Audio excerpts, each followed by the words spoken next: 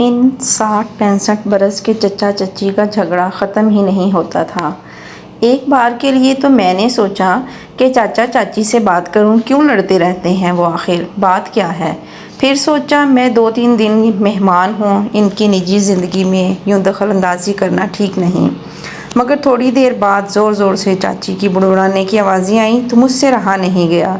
मैं कमरे से बाहर आया तो देखा चाचा बाल्टी में पानी और हाथ में पोंछा लिए खड़े थे। मुझे देखकर मुस्कुराए और फिर फर्श की सफाई में लग गए। अंदर बाम खाने से चाची के बुड़बुड़ाने की आवाज़ें अब भी आ रही थीं। कितनी मर्तबा मना किया है कि फ़र्श की सफाई मत किया करो, पर नहीं मानते बड़े मियाँ। मैंने पूछा, चाचा क्यों करते हैं आप सफाई, जबकि चाची मना करती हैं। चाचा बोले, बेटा फ़र्श धोने का शौक़ मुझे नहीं तेरी चाची को है, तो मैं इसलिए करता हूँ कि इसे ना करना पड़े। ये सुबह उठते ही फ़र्श धोने लगेगी, इसलिए इसके उठने से पहले ही मैं धो देता हूँ। क्या? मुझे बड़ी हैरत हुई। अंदर जाकर देखा चाची बाम खाने में थी। कहने लगी, अब इस उम्र में बड़े मियाँ की हड्डी पसली टूट गई तो क्या होगा, मुझसे नहीं होंगी खिदमत। चाची झुलझुला रही थी। पराठे बनाकर चाची सिलबट्टे से चटनी पीसने लगी। मैंने पूछा, मिक्सर है तो फिर तेरे चाचा को बड़ी पसंद है सिलबट्टे की चटनी, बड़े शौक़ से खाते हैं, दिखाते यही हैं कि इन्हें पसंद नहीं।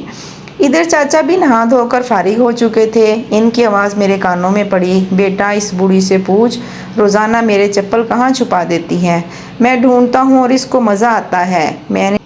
मैंने चाची की तरफ देखा। वो कप में चाय उंडेलते हुए मुस्कुराई और बोली, हाँ मैं ही छुपाती हूँ चप्पल, ताकि ये सर्दी में जूते पहनकर बाहर जाए। देख कैसी उंगलियाँ सूज जाती हैं। मैंने नाश्ते की तरफ ध्यान देना बेहतर जाना। हम तीनों साथ में नाश्ता करने लगे। इस नोक-झोंक के पीछे छुपे प्यार को देखकर मेरी आंखें नम हो गईं और मुझे बड़ा अच्छा भी लग रहा था। नाश्ते के दौरान भी बहस चलती रही। चाचा बोले, मुझे थैला दो, सब्ज़ी ले आऊँ। कोई ज़रूरत नहीं थैला भर भर सड़ी गली सब्जियां लाने की। चाची गुस्से से बोली, अब क्या हुआ चाची। मैंने चाची की तरफ सवालिया नज़रों से देखा और इनके पीछे पीछे बाम खाने में आ गया। 2 कदम चलने में सांस फूल जाती है इनकी। थैला भर सब्ज़ी लाने की जान है क्या इनमें। शरफू से कह दिया है मैंने, वो भेज देगा सब्ज़ी वाले को। मॉर्निंग वॉक का शोर चुरा रहा है। बड़े मियाँ को तो पूछ इनसे मुझे क्यों साथ नहीं ले जाते, चुपके से चोरों की तरह क्यों निकल जाते हैं। चाची ने कदरी ऊंची आवाज़ में मुझसे कहा, मुझे मज़ा आता है इसलिए जाता हूँ अकेले। चाची ने भी ऊंची आवाज़ में कहा। अब मैं ड्राइंग रूम में था। चाचा धीरे से बोले, रात को नींद नहीं आती तेरी चाची को, सुबह सुबह आंख लगती है, फिर कैसे जगा दूँ गहरी नींद से, इसलिए चुपके से निकल जाता हूँ गेट बाहर से बंद करके।